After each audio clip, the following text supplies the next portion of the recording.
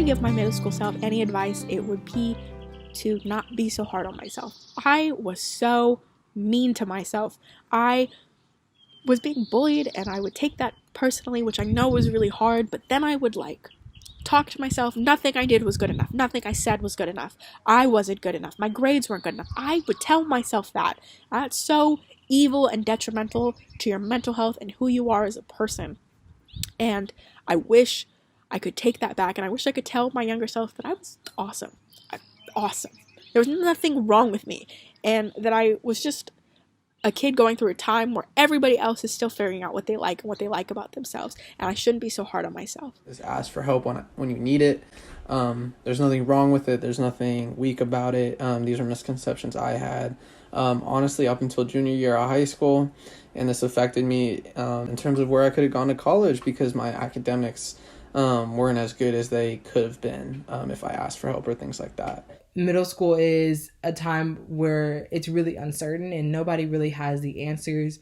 But making sure, you're staying up with your academics, you do things that are of interest to you, because this is the starting ground for a lot of your education. In elementary school, your parents make a lot of decisions for you.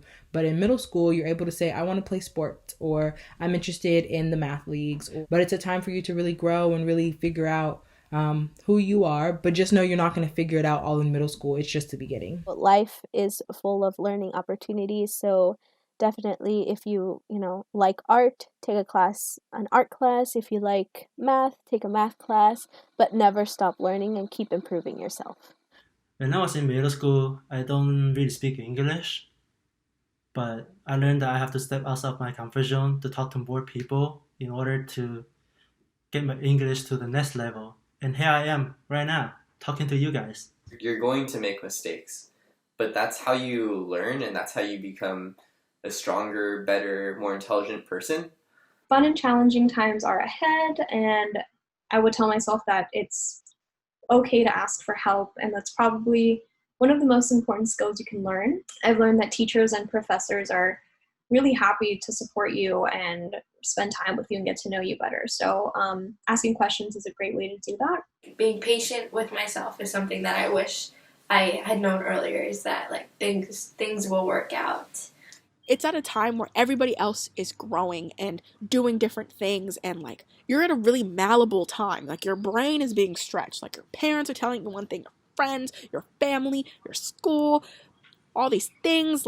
You're just oh my god, I'm not doing this, or I'm not doing this, or she's doing this, or he's doing this, or they're doing this. It was just so much, and I wish I could have just been no, wherever you end up is where you're meant to be, and to trust the process. Even when you feel like you're at your lowest, or that something is really difficult that you're grappling with at that current moment, after it passes, you're gonna realize, you're gonna reflect, and you're gonna realize it wasn't that bad.